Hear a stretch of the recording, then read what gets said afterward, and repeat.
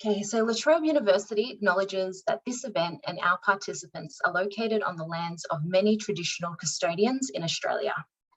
We recognise their ongoing connection to the land and value their unique contribution to the university and wider Australian society. We pay our respects to Indigenous elders, past, present and emerging, and extend this respect to any Indigenous participants joining us online today. So I'd like to thank all the students for coming today. I know you guys all have classes and things like that. Just a few housekeeping rules. So if you'd like to ask a question, please raise your hand, turn on your camera, or you can just write into the chat and I would ask the question on your behalf. And I just want to remind you to complete the attendance form. So I'm just going to drop it into the chat now, especially those who are trying to get career advantage points. Please fill that one out. Okay, today's panel, we have quite a strong panel today, but I think some people are a bit late, so we might have some latecomers on there. I will just post in the details of today's panelists just on the left there. So I'd like to introduce the ones that are here today. So we have Michelle Lugton, Data Science Lead at Coles, and we also have Christie Lim, the Head of Cybersecurity at Officeworks. So to begin the session, I would like to ask Christie, if you can give me an overview of your career, a summary of what you studied, the type of roles and organisations that you've worked for, and where you're working now, and explain some of your day-to-day tasks. Thank you, Catalina, and hello students, how are you? It feels like not so long ago, but it was actually 26 years ago. I was once like you at La Trobe University pursuing my bachelor degree. And I know the stress that some of you are going through because it felt like yesterday I was still stressed about my uni exam. So feel very privileged to have this opportunity to talk to you guys. So I guess my current job is head of cybersecurity for Officeworks, and my journey started with being a graduate from La Trobe University 20 plus years ago. Who is counting? And I studied a Bachelor of Science at that time and Bachelor of Computer Science with double major, accounting and computing. I think that was what it's called. I'm sure with very social media savvy you guys can check out my profile on LinkedIn. So that they probably have more information than what I can remember. In terms of my journey, my career journey, where do I start?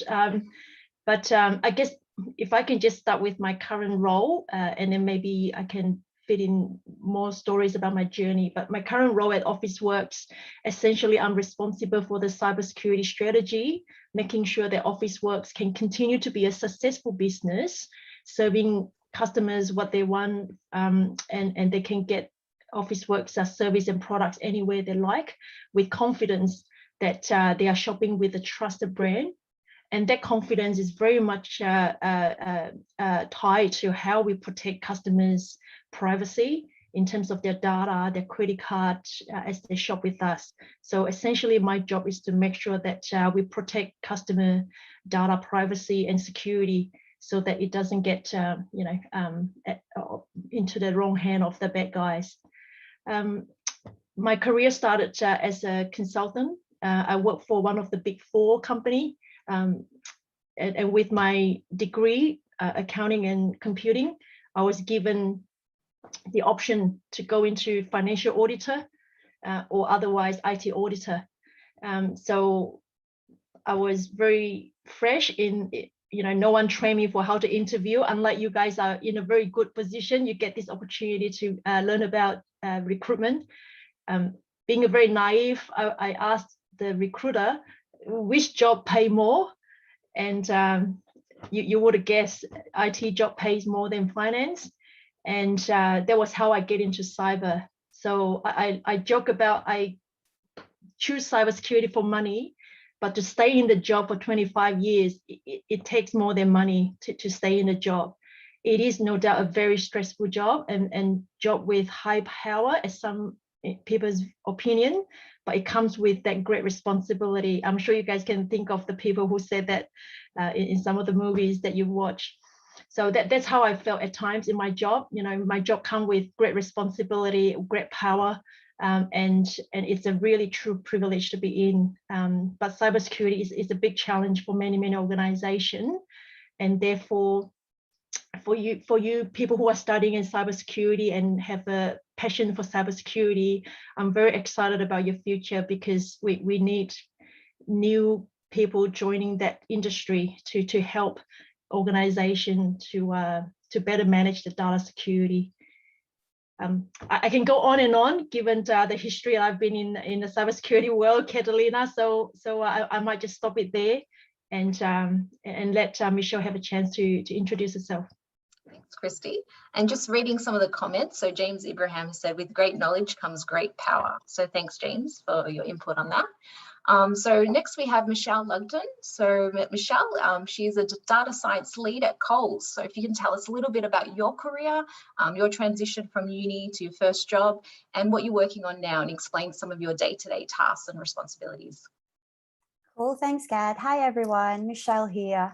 It wasn't long ago that I was a student at La Trobe. It was actually 2 years ago when I graduated from my master's in business analytics. My career journey isn't as straightforward. So I remember back in the Philippines, where I was born, and I grew up there and lived there for 20 years before moving to Australia. I was trying to decide what course I would take. And I was choosing between journalism, mathematics, or engineering. So 3 totally different courses. And my dad said, do engineering because the money is there. Don't do maths because there's no money in maths. But I was like, but I really love maths. I'm passionate about it. But it's like, yeah, think about the money. I was like, sure. So I did 4 years of mechanical engineering back home.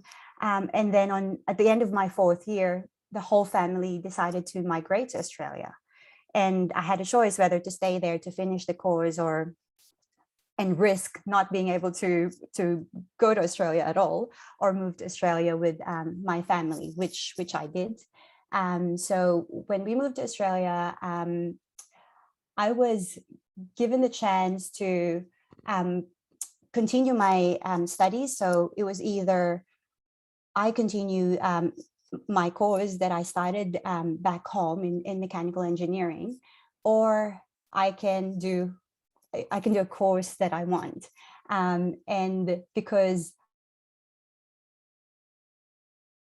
I funded my course when we moved to Australia, I decided, you know what, start those 4 years of engineering. I'll do what I've been passionate about and what I really want to do. So I then studied mathematics for my undergrad, not really knowing then, like analytics and data science wasn't really a thing when I started my undergrad. So I didn't really know then where that course would take me, but it was more, if I thought if I follow my passion, surely it would take me somewhere.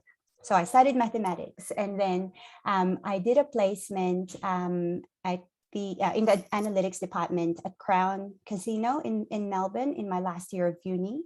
And I was lucky enough to get a role as an analyst straight after my last exam, which was awesome. And while I was at Crown, I then started studying masters in business analytics at La Trobe part-time while I was working full-time, which was very challenging. So after my gig at Crown, I moved to Flybys for another analyst role. A year later, I then started working as a data scientist at Coles, before then moving to my current role now as a data science lead. So not really like a straightforward journey.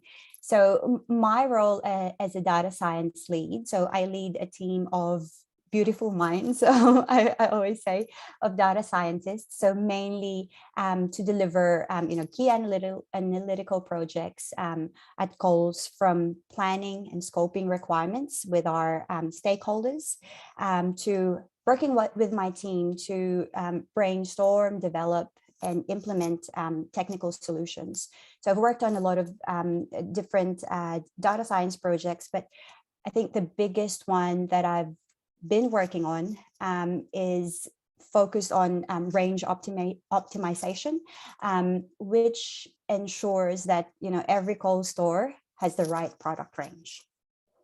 So yeah, that's basically my background.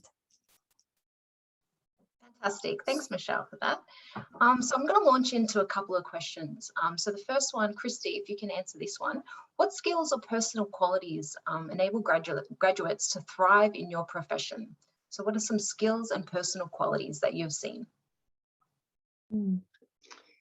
I think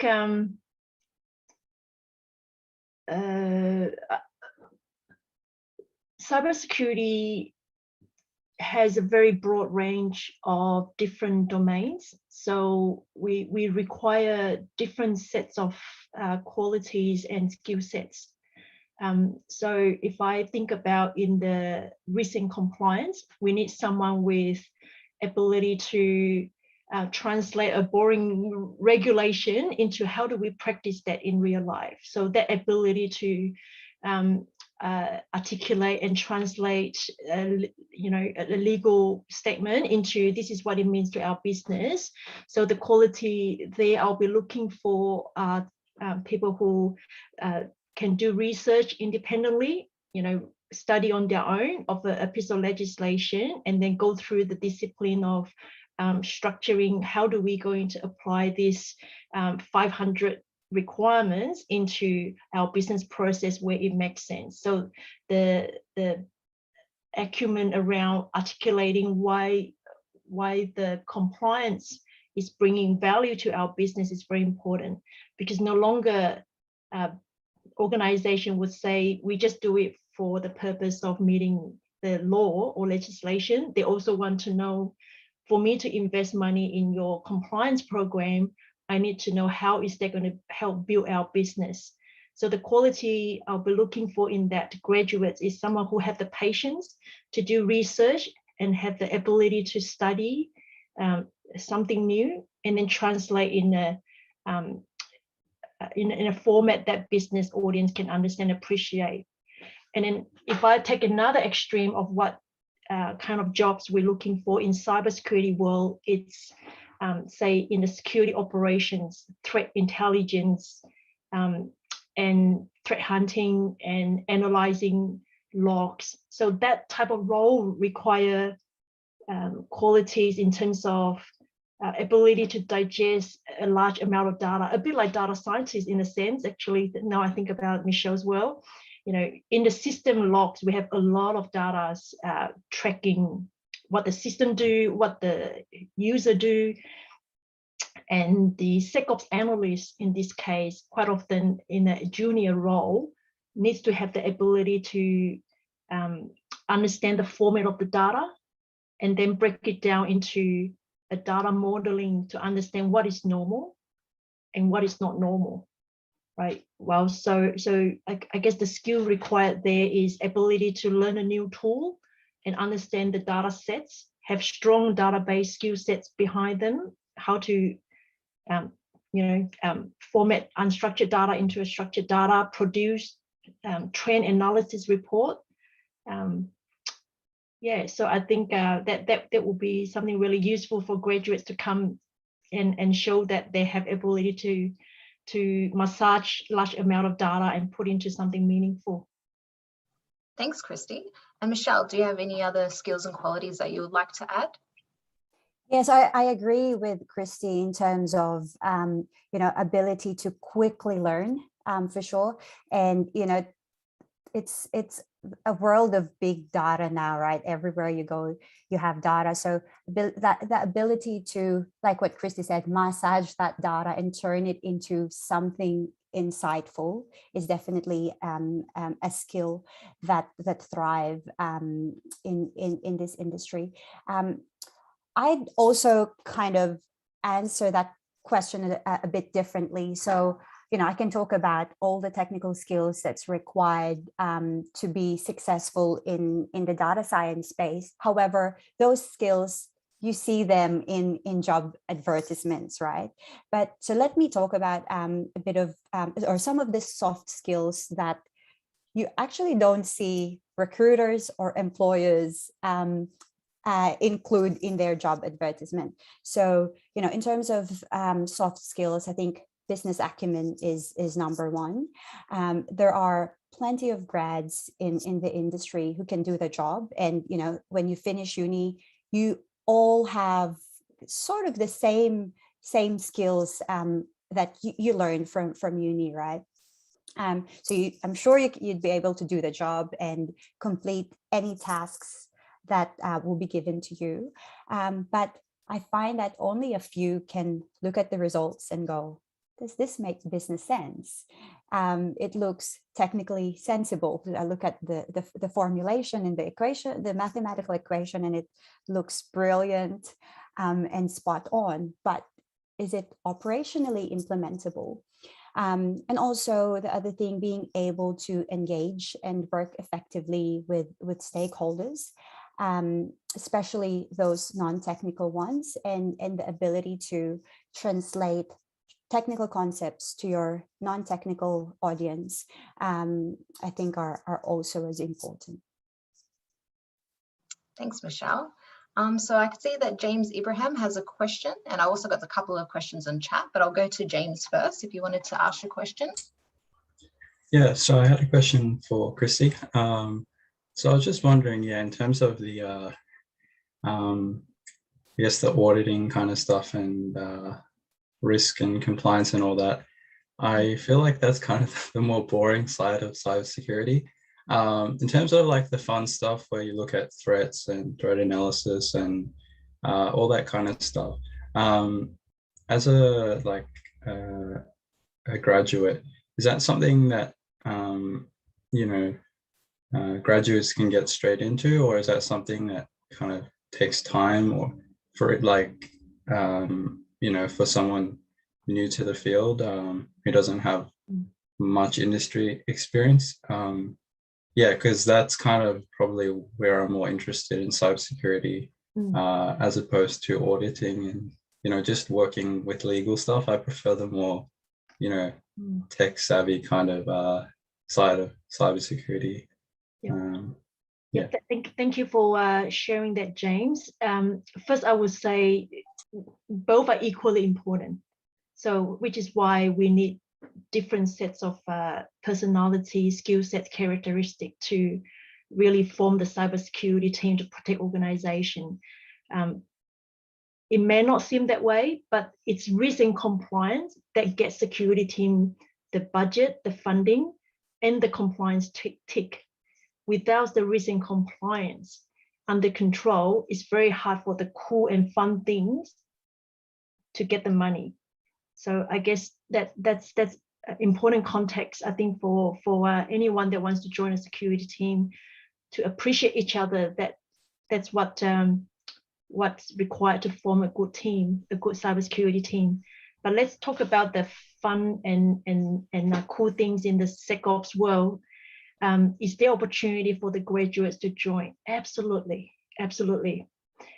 Quite often we have people who have done a few years of hardware service support, and those are also good candidates to jump across. So while you are studying, take the time to learn about how computers are put together, how the software coding works, what are the programming languages out there.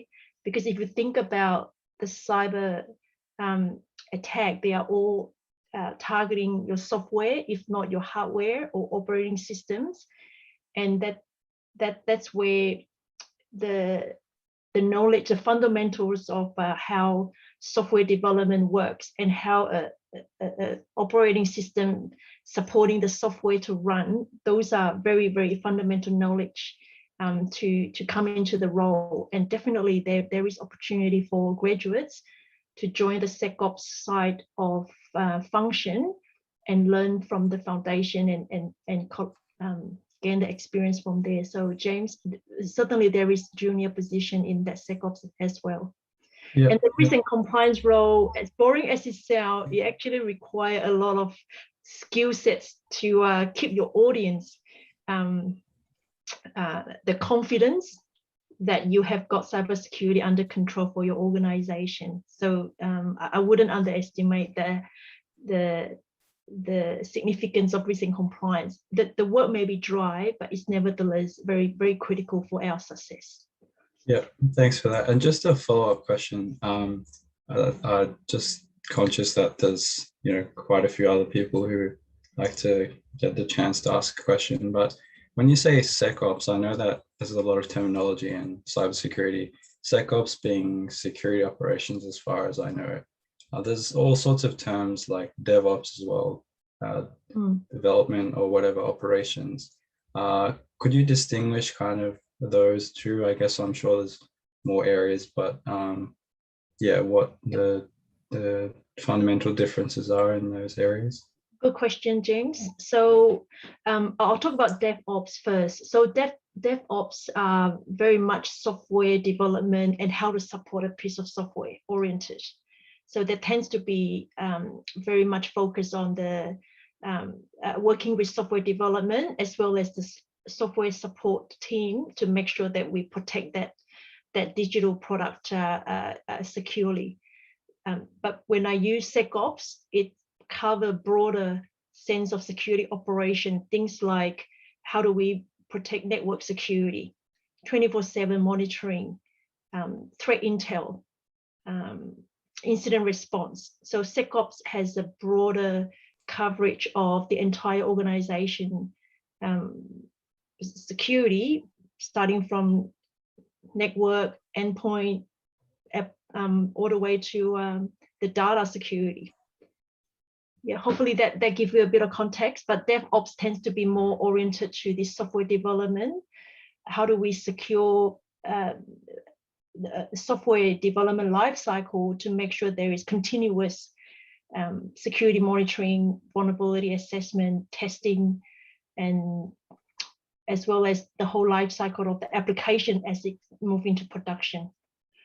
Yeah, that's clear. Thanks a lot. Thanks, James. It does. Thanks, Christy. I'll move on to Amri. He's written a question here in the chat, but I could see that he's got a hand up. So if you can just ask that question, that'll be great. Yeah, I was just asking how someone from cybersecurity would get into forensics or like a similar area like that.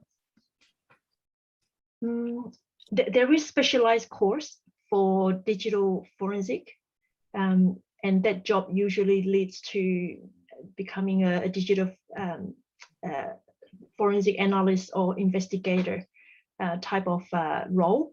It's a very, very specialized role, and it's often called upon when there is a cyber breach.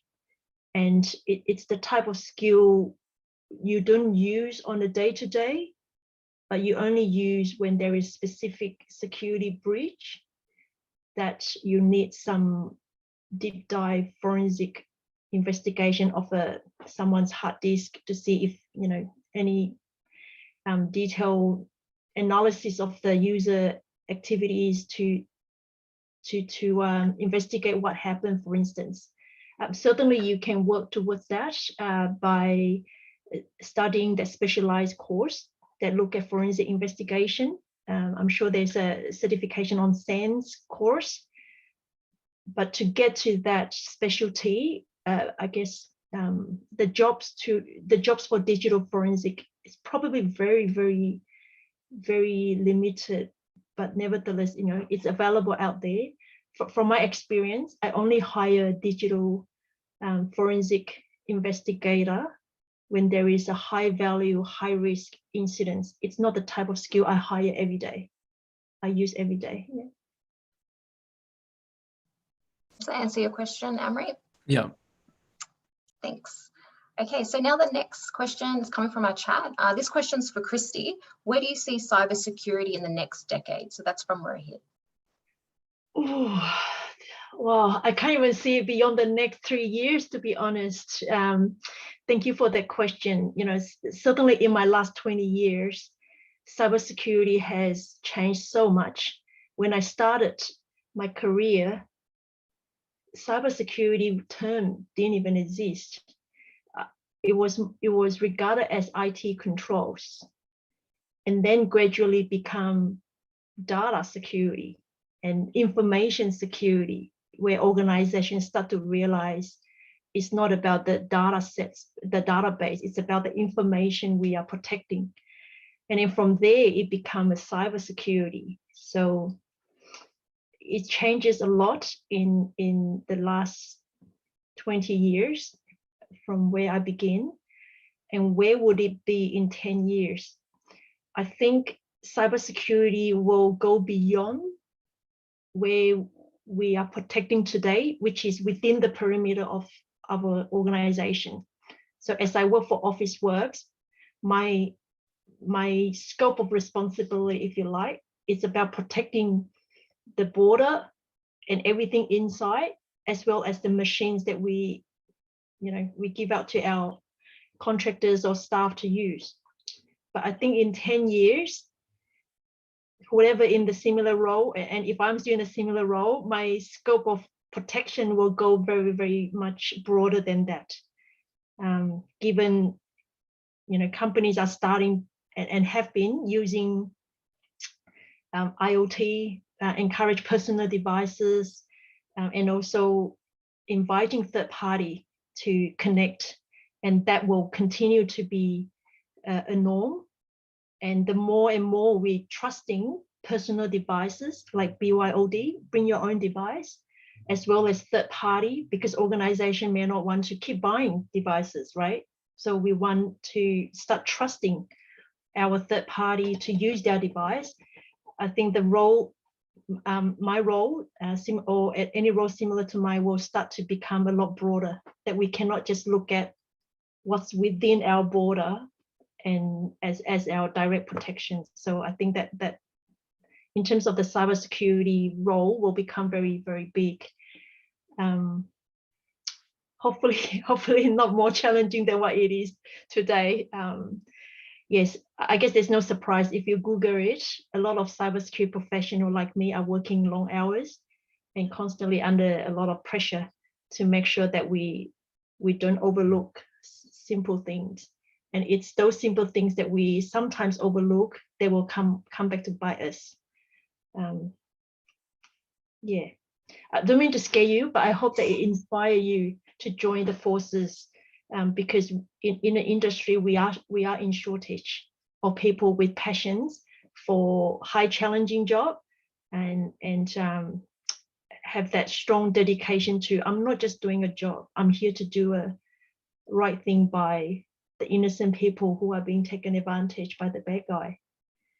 So go back to what I was saying, what keeps me in the job is not just the money. The money is good, I won't deny that, but it's the passion that you will go extra miles to do whatever it takes to stop the next attack, because you just don't want the bad guys to win. It's that passion that drives a lot of cybersecurity professionals to stay in the job.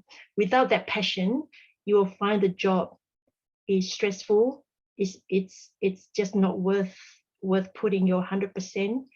And if that is how you are feeling, then you probably wouldn't enjoy the work, and then you might be putting your company at risk. Thanks, Christie. And yeah, that's a really good point, especially during the recruitment phase when you're going for an interview. Yeah, just to really display that passion that you have.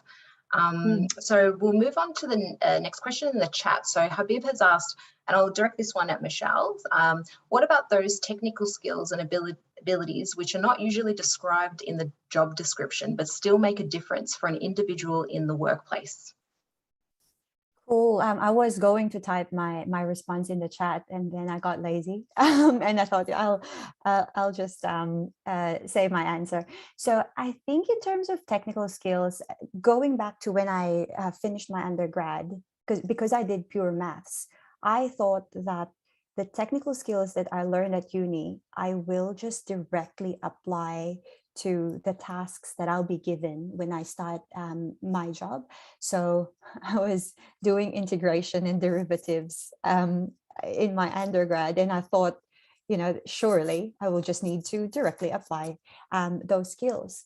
But I think it turns out, and this is probably not the direct answer to your question. But so it turns out what we're taught in uni, I think master's is a bit different because there's definitely specific skills that we are taught as part of our masters that we can directly apply to our jobs.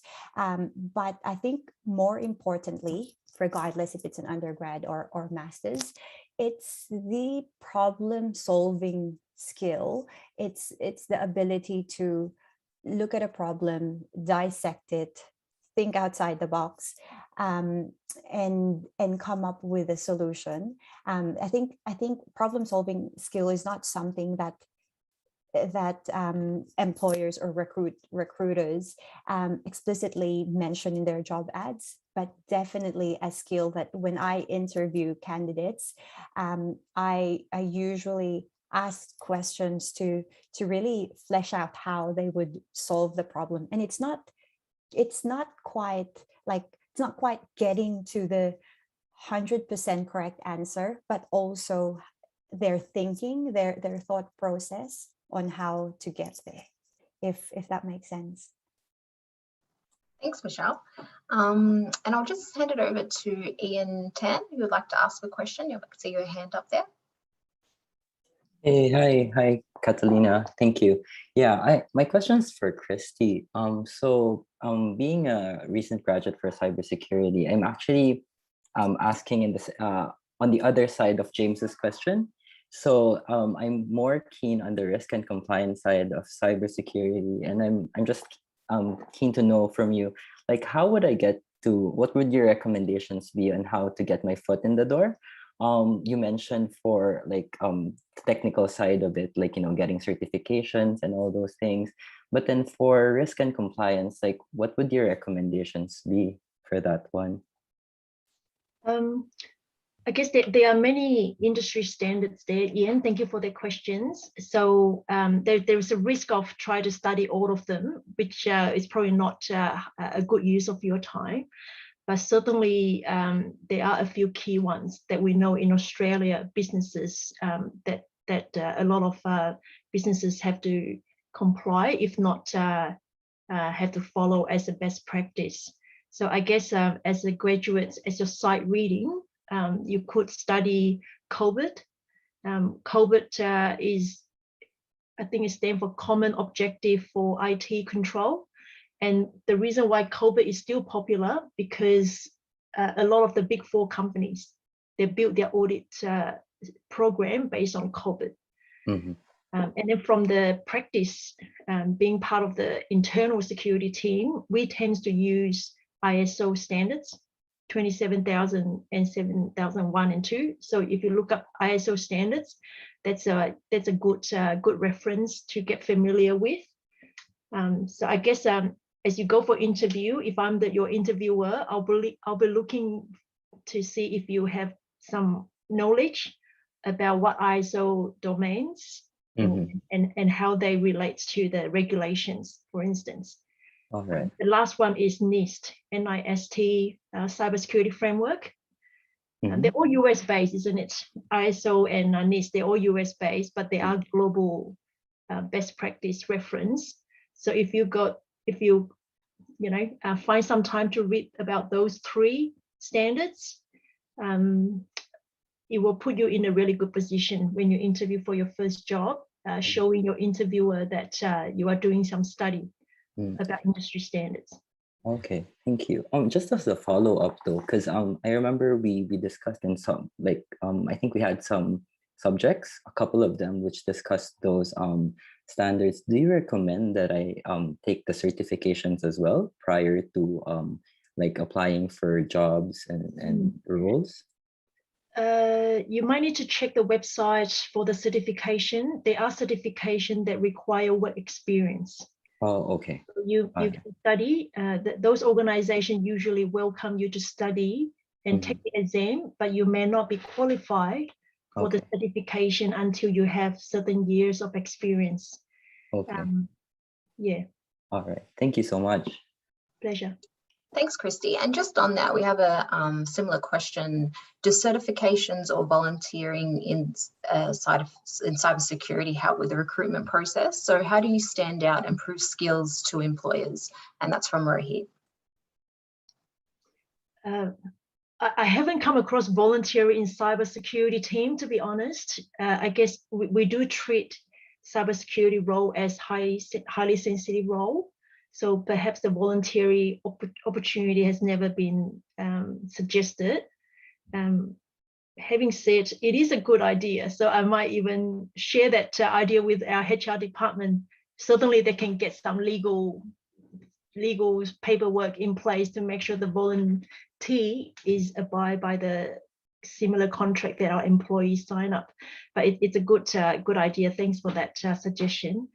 Yes, I would say if there is opportunity to get into a voluntary or trainee or some kind of intern program, certainly by living in the job, giving the hands-on experience, or even just observe what the security professional are doing day to day, it will help you to prepare for your first job. Yes, definitely highly encouraged. Thank you. So I'll just jump over to Eva, who has a question, who's raised their hand. Yes, hi. I have probably too many questions, but they're all for Christie again.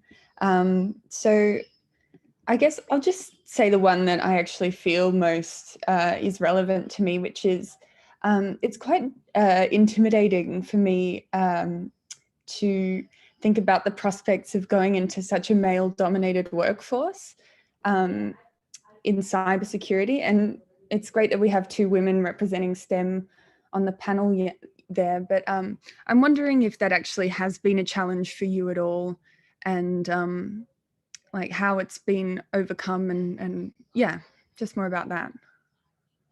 Yeah, thanks for the question, Eva. It's a fantastic question. So as an industry, we are still not quite balanced in our talent pool. I go extra miles to create opportunity for female candidates, but they just don't come often enough. So congratulations to you for studying IT course, because we do need diversity. We need diversity to create different ideas and bring different perspective. It can be intimidating, but in my experience, I guess I consider myself lucky. I never felt being mistreated or disrespected. So being a female, I never felt like I was given any advantage or disadvantage, to be honest. It's all about, be professional. Maybe, I don't know, I can only speak for my own experience. I guess I do pick companies that I work for carefully. Officeworks, for instance, I know Officeworks is big on community work, and they're also promoting gender balance and have specific programs for First Nations. So those little things tells me about organization culture. Hence, I pick Officeworks, and likewise for the previous organization I pick, that there's always something about the organization culture that why I felt my time is worthy to go to the company to make a difference. So Eva, I would say don't feel intimidated. Just be yourself, because we need people like you to join the team to share the different perspective. Otherwise, if it's just one-sided perspective, it will not build a high-performing team. So just believe in yourself. Thank you. And while I have you, oh, sorry. For those who felt they have a lot of questions for me but don't get to ask today, please feel free to connect me through LinkedIn and send me questions. I'm more than happy to help and answer any question if we run out of time. Yeah, I might just do that. And let Thanks, someone Eva. else ask. All right, thank you. Thank you, great question. So that was one of the questions on the chat as well. If you guys are willing to share your LinkedIn, Michelle, would you be okay to answer some questions as well? All right, thanks, Michelle. So this question is for Michelle. Can you suggest some ways to those without industry experience as a business analysis. So when they're applying for jobs without any experience and there's no volunteer opportunities, what can they do? Yep. So I think recently universities try really hard to connect with companies so that most, if not all, students are given an opportunity to have industry experience. But especially with COVID, I think a lot of students kind of miss out from getting that industry experience, right? I think the best thing is that when you do interviews, you really need to be able to sell yourself. Industry experience obviously is an advantage, especially if you're applying for a role within the same company. But a lot of us, or some students, don't even have that experience, and it's totally fine. It's not like, you know, you probably won't get a job because you don't have an industry experience, but you know, you have the skills that you learned from your course. It's about being able to sell yourself in interviews and really showcase the skills that you have, and finding a company that can really trust you and invest in you in terms of, you know, of you being new to the industry. So yeah, don't feel that you're disadvantaged if you don't have any industry experience. Thanks, Michelle. And I'll turn this over to Lily, who has a question. Hi, Michelle. Thank you for your sharing of your experiences. I have a question about the future of the data scientist. So is your job more like business analytics, or it's more like machine learning aspect? And how do you think which direction our future students should go, and the change over time, please? Yep. Thanks for your question. There's no right or wrong answer there. Business analytics or machine learning, or one of them is not better than the other. It really depends on where your passion is. If you have the skill in the relevant skills in both aspects, I think that's a big win. I think machine learning is more specific, like it's a very technical skill. But if you also have some skills in business analytics, and which I mentioned before, that ability to make business sense of things, I think, you know, that's a really strong combination to have. In terms of future for data scientists, so when I started in the working in the data science team at Coles, there were about 4 data scientists at Coles then. This was in 2016. 5 years later, there's about 100 of us in the team. So I guess I don't expect the trend to, I don't expect us to have 500 data scientists in the coming years, but I guess more and more companies, what you'll find is that they will invest more and more into data science and analytics, especially in industries like retail. As you know, the retail space is very competitive, and especially with the challenges coming from the pandemic, more and more businesses will rely on the value of analytics and data science to ensure that everyone keeps their jobs and everyone keeps their businesses, basically. So yeah, there's definitely good future in everyone in the call. You are in the right space. I don't see cybersecurity and data analytics dying in the near future, but don't take my word for that. I thought airlines are a pretty safe space, you know, a few years ago. But kidding aside, I think cybersecurity and data analytics are a pretty safe space. So well done, everyone, for choosing this path. Okay, thank you, Michelle. Another quick question. So if you see a candidate have one candidate have some experience, some project, some like in a finance firm, involving time analysis of this. Another candidate, so who worked in the technology before, and mostly project is about some model building and some algorithms. So which kind of project, which one of them would you like more prefer to see? Yeah, so I obviously would be more interested in the candidate to have relevant experience to the role that I'm looking for, which is in the technology space. In saying that, though, if the other candidate, although their experience is in finance, if they have, let's say, relevant studies or worked on some finance projects that showcases really good problem solving skills, I would also consider that candidate. Okay, yeah, that really helps. Thank you, Michelle. Thank you. Thanks, Michelle. So we just got a question that's come through for Christie. Is it worth looking into Victorian Protective Data Security Framework? And that's from Rohit. First, I need to look up that particular framework. I'll admit I haven't particularly looked into that.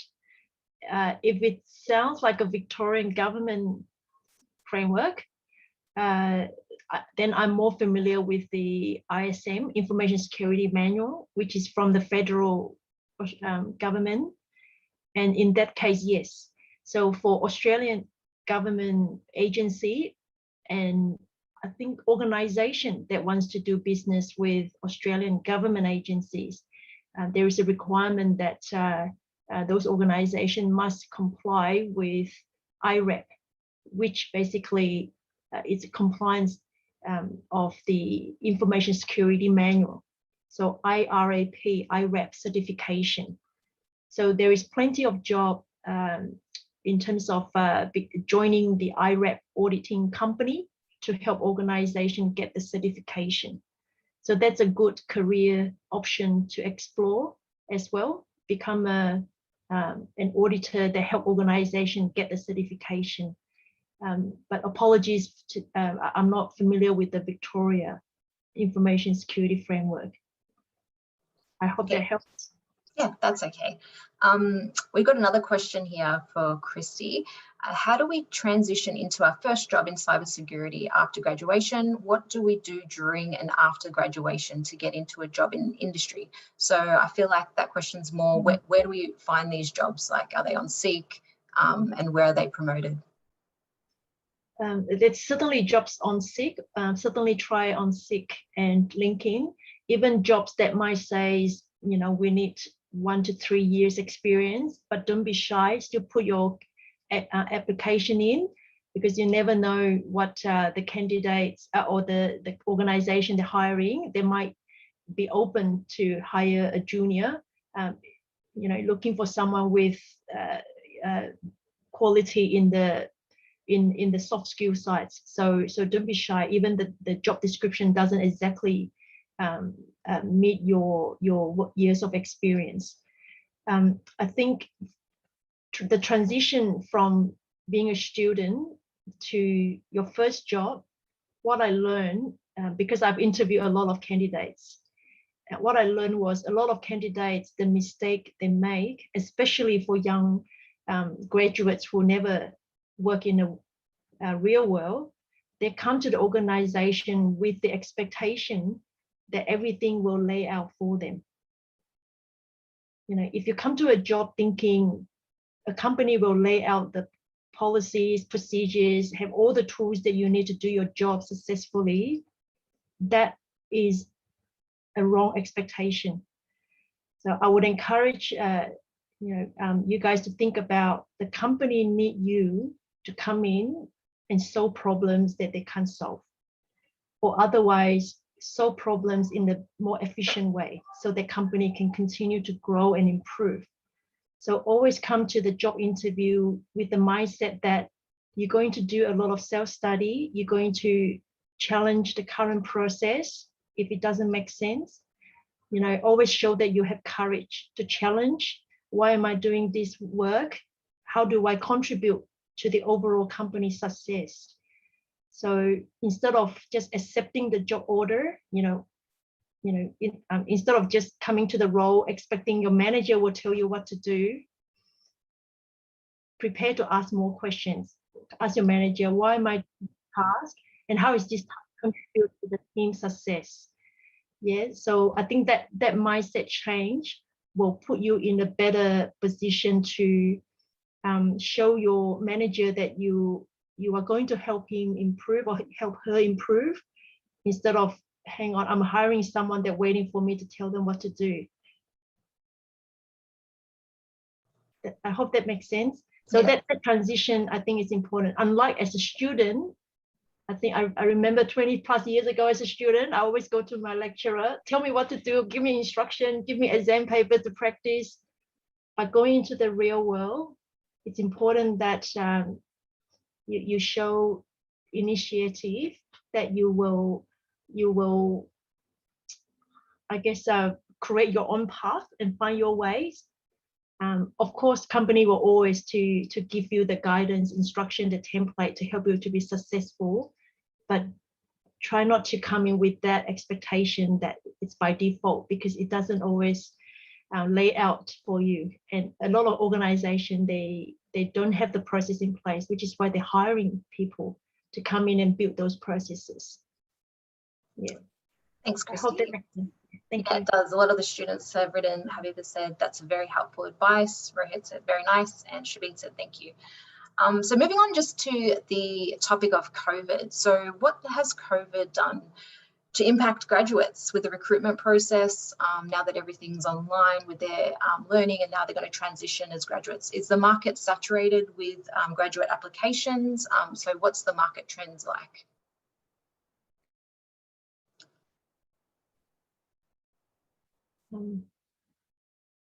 Maybe Michelle? Michelle first? Yeah.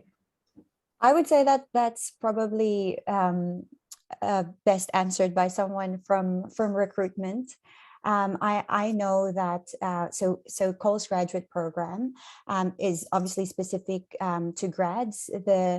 The main thing that's changed there is that the structure in terms of, the interviews, the face-to-face interviews, and specific face-to-face sessions are impacted by lockdowns and border restrictions, meaning that those who are interstate, who has to come to Melbourne, for example, to join a graduate session, are very much impacted. But yeah, in terms of saturation of candidates, probably best answered by someone from recruitment, Kat. Thanks, Michelle. Christie, do you have anything to add? Yeah, I agree with Michelle that I guess we're only limited to what we can see from Officeworks and Coles from Michelle's perspective, but that question is probably better answered by someone who specialized recruitment across multiple companies. But from Officeworks, I know this might disappoint many of you. We actually don't have a formal graduates program. It's something that I know Officeworks HR team has been working to deliver some of the graduate students, but at this point we don't. However, I have seen many graduates apply for jobs at different parts of our business. So certainly there is opportunity for graduates, although it's not under the program as such. Have I seen more graduates or less graduates? I really don't have statistics on that. So unfortunately, I can't answer. But I can tell you what COVID-19 has changed our workforce in general. So previously we are big on coming to work and make sure that everybody get together and face-to-face, but that's obviously gone out of the window. Everyone work from home.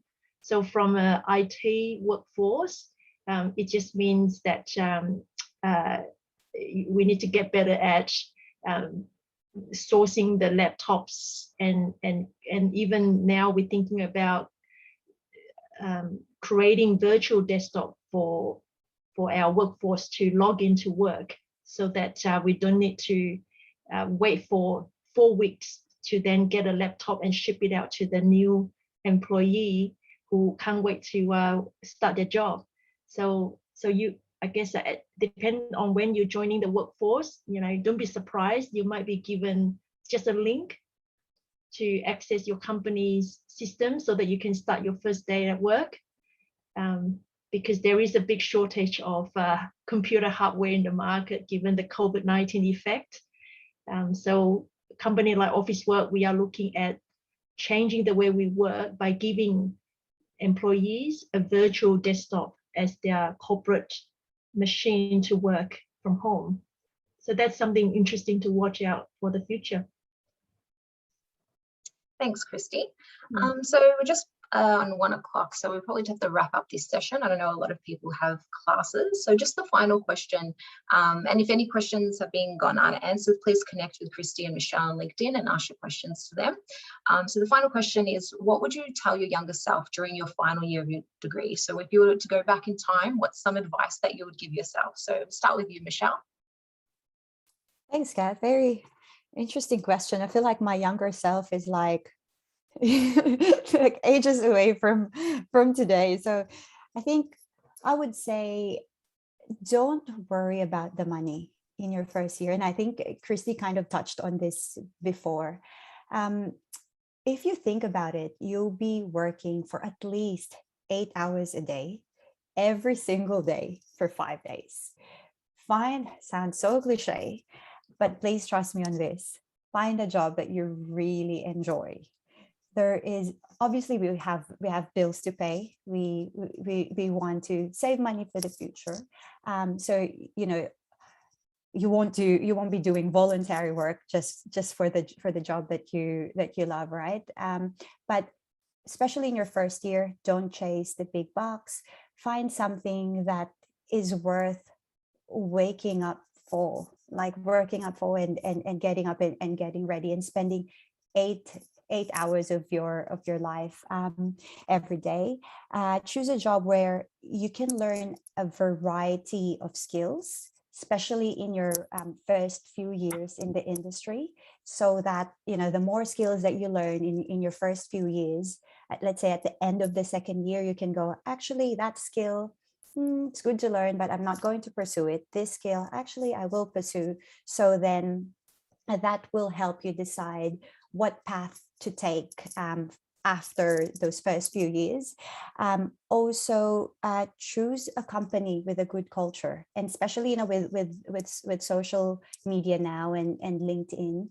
And it's also good if you can message someone on LinkedIn just to get some insights on what the company's culture is. So make sure that you find a company with really good work-life balance, flexible working arrangements, a company that encourages learning, and also opportunity to move up the ladder if you need.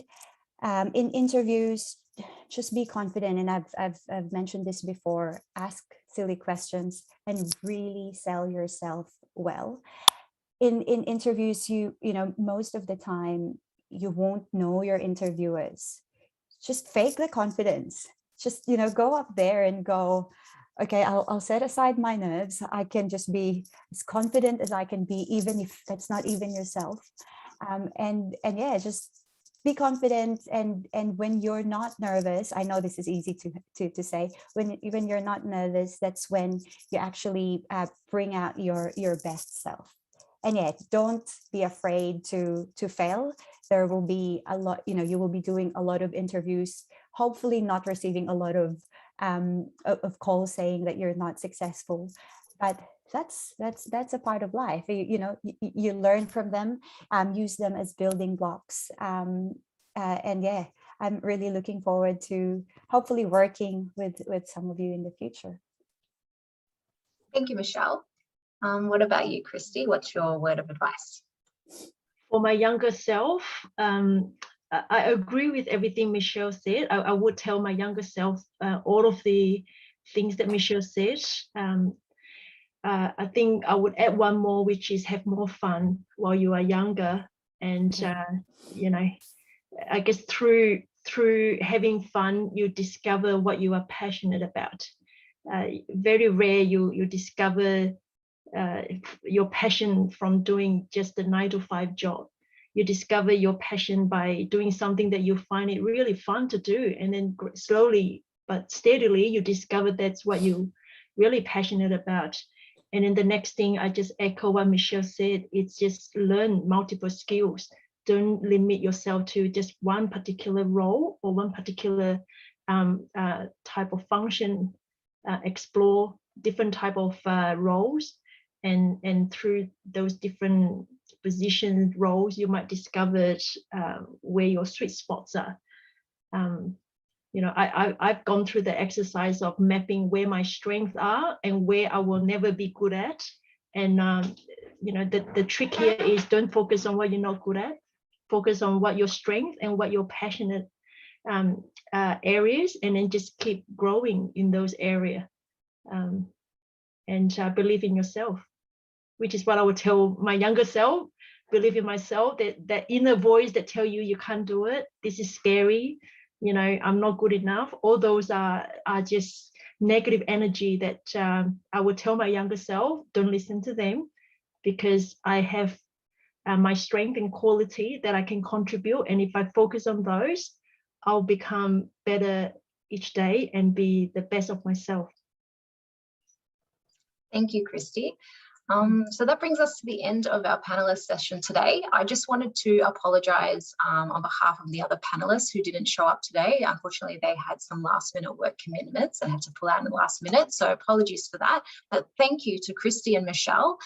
Your insights, your experience and the advice that you've shared, I'm sure the students really appreciate it, and thank you for volunteering your time today. To all the students out there, make sure that you register on Career Hub for any future events. I've added some links to the industry mentoring program, some of our events, and also the Career Advantage Career Ready app. If you logged onto that, that's a really good portal where we can promote some events as well. So thank you so much, Michelle and Christie. If you can just stay behind after the session, that would be great. And to everybody else, I'll be emailing you the link to this session. So if you've come in late, don't stress, you'll be able to watch the whole thing. Okay, so see you later, everyone, and take care.